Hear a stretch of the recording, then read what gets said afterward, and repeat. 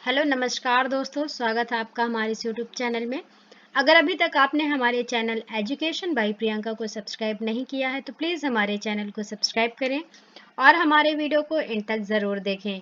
आज की इस वीडियो में हम पढ़ेंगे के संशोधन से संबंधित प्रश्नों के बारे में, जिसमें हमारे जितने भी अमेंडमेंट हुए हैं आज तक हमारे संविधान में, उन सभी का हम वर्णन करेंगे। तो जो हमारा पहला प्रश्न है वो क्या कहता है कि संविधान के किस भाग और अनुच्छेद में भारतीय संविधान संशोधन की प्रक्रिया का उल्लेख किया गया है? तो इसका आंसर क्या हो जाएगा?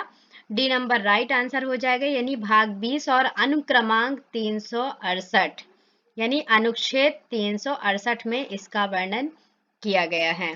ठीक है। अगला प्रश्न हमारा, भारतीय संविधान में संशोधन किस धारा के अनुसार होता है, यानी कौन से अनुच्छेद के अंतर्गत होता है? तो आपकी धारा 368 के अनुसार जितने भी आपके संशोधन हैं वो किए जाते हैं। ठीक है, तो ये आपका बी नंबर राइट आंसर हो जाएगा, धारा 368। ठीक है। अगला प्रश्न है हमारा, भारतीय संविधान की कौन सी विशेष व्यवस्था दक्षिण अफ्रीका के संविधान से ली गई है? तो जो संविधान संशोधन की प्रक्रिया है आपकी, ये कहाँ से ली गई है? दक्षिण अफ्रीका, ठीक है, साउथ अफ्रीका से ली गई है संविधान संशोधन की प्रक्रिया। सी नंबर आपका राइट आंसर हो जाएगा। ठीक है। अगला प्रश्न हमारा, संविधान संशोधन कितने प्रकार से किया जाता है? तो 3 प्रकार से हमारे संविधान में संशोधन किया जाता है। अगला प्रश्न है हमारा कि संविधान संशोधन विधेयक, अब विधेयक मतलब आपको पता है बिल, तो संविधान संशोधन बिल सर्वप्रथम कहाँ प्रस्तुत किया जाता है? तो इसका आंसर हो जाएगा संसद में। सबसे पहले कोई भी विधेयक जो होता है वो संसद में जाता है। संसद में सबसे पहले वो कहाँ जाएगा? लोकसभा में जाता है बिल, ठीक है, देन राज्यसभा में जाता है। संसद के ये दोनों सदनों में कोई भी विधेयक भेजा जाता है, जब दोनों सदन द्वारा इसे पास कर दिया जाता है तभी वो बिल जो है वो पास होता है।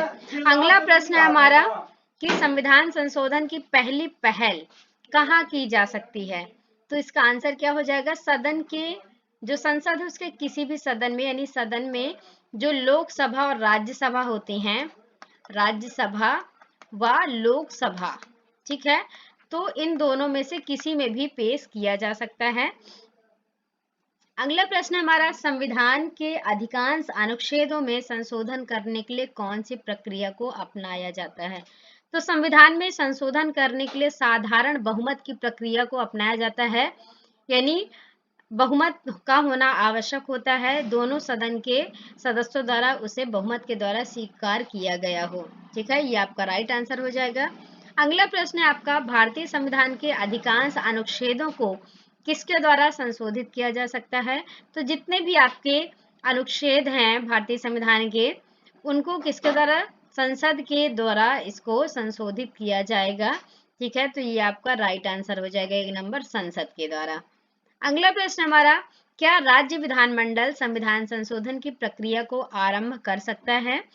तो इसका आंसर क्या हो जाएगा? नहीं कर सकता, क्योंकि विधानमंडल जो है वो संशोधन की प्रक्रिया का आरंभ नहीं करता है। कहाँ के द्वारा किया जाएगा?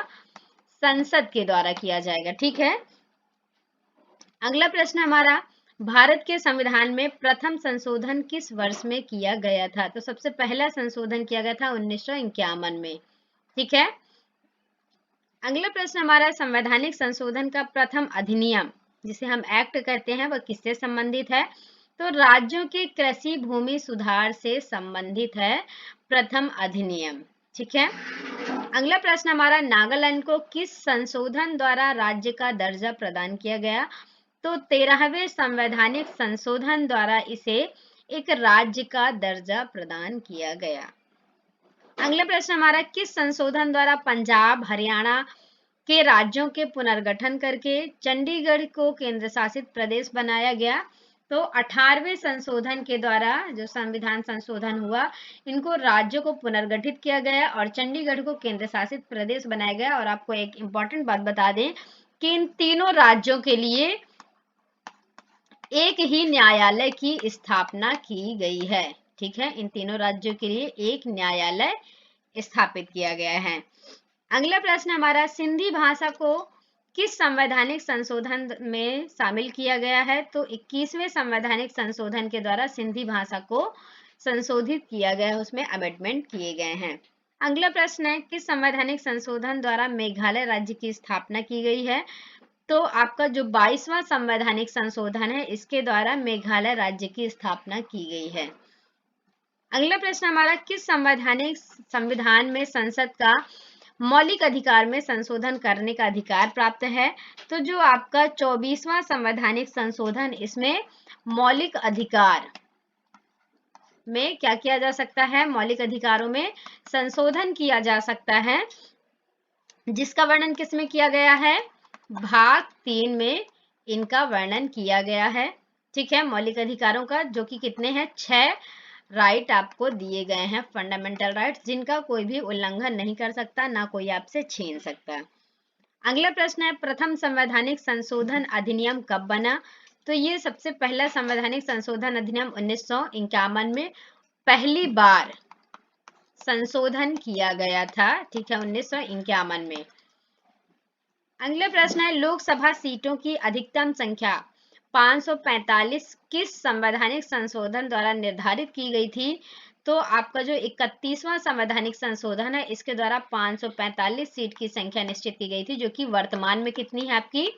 वर्तमान संख्या 552 है। ठीक है, और वर्तमान जो सदस्य हैं वो कितने हैं? 545। अगला प्रश्न हमारा, किस संवैधानिक संशोधन द्वारा सिक्किम को भारतीय संघ के सह राज्य का दर्जा प्रदान किया गया? तो जो आपका 35वां संवैधानिक संशोधन है, इसके द्वारा सिक्किम को सह राज्य का दर्जा प्रदान किया गया। अगला प्रश्न हमारा, किस संवैधानिक संशोधन द्वारा सिक्किम को पूरी तरह से राज्य का दर्जा दिया गया? तो आपका जो 36वां संवैधानिक संशोधन हुआ, उसके द्वारा सिक्किम को पूरी तरह से राज्य का दर्जा प्रदान किया गया और वो भारत का एक राज्य क्षेत्र के अंतर्गत आता है। थैंक यू सो मच दोस्तों, चैनल को सब्सक्राइब जरूर करें और हमें कमेंट बताएं आप कमेंट बॉक्स में कि आपको वीडियो कैसा लगा। Thank you so much.